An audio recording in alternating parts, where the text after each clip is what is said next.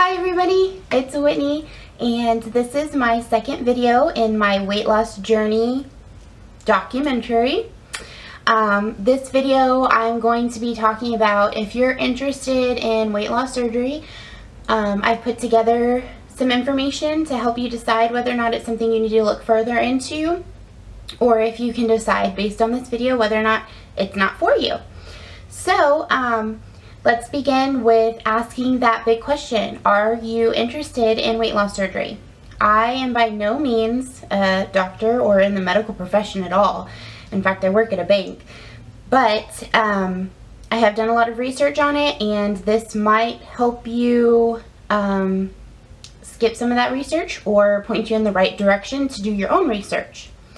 So first things first is, if you are interested, look for a weight loss doctor that has some sort of seminars going on in your area. My doctor in particular, I go to Texas Bariatric Center, and they do seminars here down in Corpus Christi. They're originally from San Antonio. So what I did was I signed up to go to one of their seminars, and it was kind of an all-day process, but they are very thorough. They answer any questions that you may have, any concerns. They answer it right there on the spot. So that's what I did. But before I even went to the seminar, I did research. I looked into other YouTube videos of people who have had the surgery done. I went on to WebMD to look at any kind of side effects that come with having the surgery. I looked at the failure versus success rate of the surgery, which is actually really high. The success rate's really high in my particular surgery. Like I said, I'm having the gastric sleeve, which I'll kind of explain here in a minute the differences. But I wrote down why I feel like I need to have this surgery. Not want, but need this surgery. Granted, the want is there because I'll be thinner, but the need is the most primary thing that I'm looking towards. So I wrote down that some of my pros and cons of possibly getting the surgery. For instance, pro would be getting to hug somebody without having a lot of body fat in between us. I like really deep hugs. And another pro would be chasing my son around the park and not feeling like a fool. I know what it looks like for having people to run around in the park chasing after kids, and I don't want to feel like that anymore. Not to mention, I get so winded and out of breath, it's not even funny. So that was a pro. Another pro is getting off of medications. I cannot describe to you how much I do not like taking medication. I feel like I'm putting foreign chemicals in my body when my body should be doing this on its own. I want to give my body all the tools necessary to function properly. This is the only body I'll get, and I want to make sure nothing but the best is going into it, and that is how I'm going to do it, hopefully, by having this surgery. Some of my fears, of course, were hair loss. I'm really nervous about hair loss. Now, my friends joke with me that I have a ton of hair and that nobody would ever notice if I lost a lot of hair, but I would, and I'm kind of nervous about that. Another thing I was nervous about is loose skin. It's undeniable you'll have loose skin. If you're as big as I have been for as long as I have been, I'm going to have loose skin. But there's ways to work around that. Like for the hair loss, the reason why you lose your hair, one, the chemical that they use in the anesthetic to put over your face for the surgery, for the anesthesia, sorry, I said that wrong. That side effect, there's a side effect of that is for hair loss. You lose hair pretty much immediately as soon as you come off of that medication. Now they said as long as you're getting your nutrients and all of that, it'll grow right back. But then I've also heard from other people that a year and a half into their surgery, they started losing hair. The reason why they're losing hair is because of lack of nutrients and stress. basically they may have lost too much weight within that first year, and their body went into shock and stopped producing nutrients for their hair. So a good way to do that is try to lose the weight slowly, gradually. Make sure you're taking your vitamins, make sure you're drinking your water, and that is what I've heard from other doctors saying will help you from losing weight. Much like any other surgery you have when your body goes into shock, you're going to lose some weight. Now, the plus side is that it's just temporary and your hair will grow back. So if I do lose hair, it's just hair and it will grow back. So that alleviated some stress of mine. And then for the loose skin, if you start working out now before you have your surgery, they said that produces some sort of chemicals to help your skin snap back. Not only does it tone your muscles underneath and start kind of toning your skin at the same time, but it's going to help you a lot more once you get off of surgery, or get out of surgery, sorry. So that was two of my fears. Another fear of mine was, how financially different is it going to be after I have my surgery? Especially for the first month, I'm going to have a lot of costs associated with drinking just my shakes every day, 3 times, 4 times, 5 times a day. Those can be pricey. Me and my husband, we live paycheck to paycheck, and so I'm a little bit nervous about that. But I have heard that you can buy it online at a discount, and sometimes people will buy this stuff and they don't like it, so they try to swap or trade, or they'll sell it to you for a discount, whatever. So I'm looking into seeing how I can budget that into my finances and how I can coupon my way out of that. So those were a few of my fears. I have a lot more pros than cons, so that's what caused me, or prompted me, to go forward with the surgery. Now, as far as pre-qualifications for weight loss surgery, it all depends on your insurance, but the general idea is you have to have a BMI, body mass index, of over 40. Typically for guys, that's you're 100 pounds overweight. For women, you're 80 pounds overweight. Now, if you're over 40 BMI, then most insurances will approve you to have the surgery.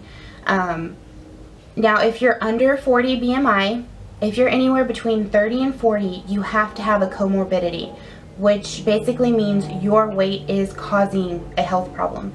Your weight is causing sleep apnea, your weight is causing your diabetes, your weight is causing your high blood pressure. If you don't have one of those comorbidities, then your insurance won't cover it. A lot of times if you go into a seminar and you tell them, well, I feel like I'm pretty healthy, they're still going to run all those tests on you anyways. I had to have a sleep test, I had to have a upper GI to make sure everything was working inside. I had to have a ton of blood work taken. So they're going to do all those tests anyways, just to rule out that you don't have any comorbidities. But if you do, that helps your case a lot more with insurance. I will say though, if you have TRICARE, be prepared to be put through the ringer. A good friend of mine has TRICARE, and they were looking into it. They found out that they have to prove that they have tried everything in their power to lose weight already. So they have to keep records of if they went to Jenny Craig or Weight Watchers. They have to keep record of all their weigh-ins that they did for any one of those. And also, if you get prescribed a diet pill from a doctor, that doesn't count. So if you're going through TRICARE, just be prepared to go through the ringer and start now. If you're thinking about doing this surgery, start documenting everything you've done and try to get proof of it. Because once it comes down to it, TRICARE is going to ask you. My insurance didn't require anything like that, but they do require a 3-month, what they call weight loss period, where from the first session that you have with the doctor, which was the seminar for me, you have to wait 3 months, and in that 3 months you have to have a psychoanalysis test. You have to have a consultation with a nutritionist at least 3 times, and then you also have to lose weight. Now, my doctor didn't, they didn't require me to lose weight for the surgery, but my insurance might require it. And it's not an astronomical amount. Some people it is, but for me it's not. It's like 5 or 10 pounds, 15 pounds max, I think.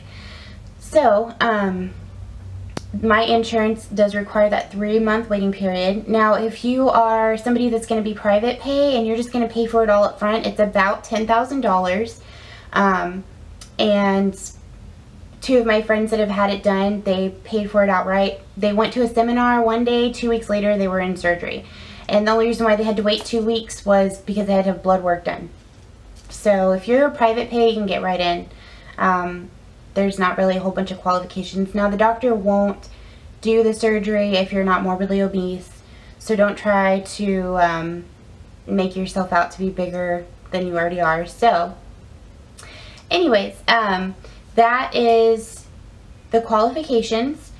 I'll link some sites down below that you can go to kind of look into the surgery and see if it's something that interests you. So there's a few types of gastric bypass surgery that you can have, and these are the 3 types that my doctor in particular will do. So there's a couple of other ones out there, and I didn't do much research on those because those weren't even offered by my doctor. So if you go to a doctor and they don't offer any of these 3, which they should, then you'll want to do additional research on those. So the first type of surgery that they offer is called the lap band surgery, and that is basically where they wrap a belt around your stomach and they inflate it. That just shrinks your stomach to about that big. I heard you can put like 4 grapes in your stomach, and then it has the rest of your stomach underneath. So it just creates a small little hole for that food to process through, and it goes, everything is intact, nothing is cut, there's no incision or anything. It's just some sort of medical plastic with an inflatable balloon that they inflate to close up that stomach a little bit.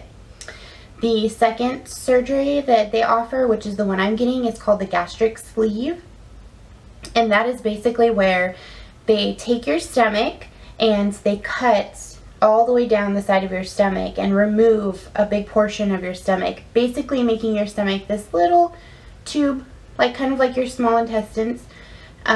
When they do that, they're also cutting out a gland that produces a hormone that makes you feel hungry all the time. So not only do you have a shrunk stomach, you also are removing that really hungry feeling gland. Now that has a really good high success rate, and it's in the middle. It's not as intrusive or as extensive as an actual gastric bypass, but it's also more effective than the lap band.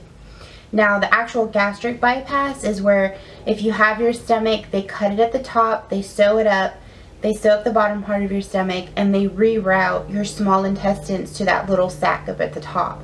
All your food that goes up to that little bitty piece of your stomach then gets rerouted through your small intestines, and they reroute that big part of your stomach to bottom part of your small intestines.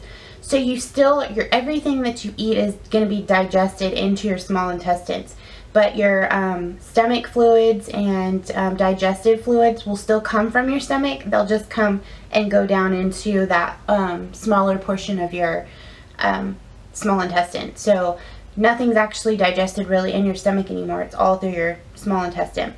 That to me seemed really invasive. I wasn't too comfortable with having people completely cut my stomach and then not remove it out, or so that's why I chose the gastric sleeve. If you are interested, I would suggest asking friends or family or coworkers who've maybe had the surgery and see what doctors they went through. A lot of times you will find out how the doctor was, what their bedside manner was, if they were really thorough, the information they were giving you. I've had a couple of different stories about a couple of different doctors here in town, and I'm so glad that I went with my doctor because I've heard nothing but awesome things about him, Nilesh Patel. So I'm excited, and I've heard a lot of success stories from his group.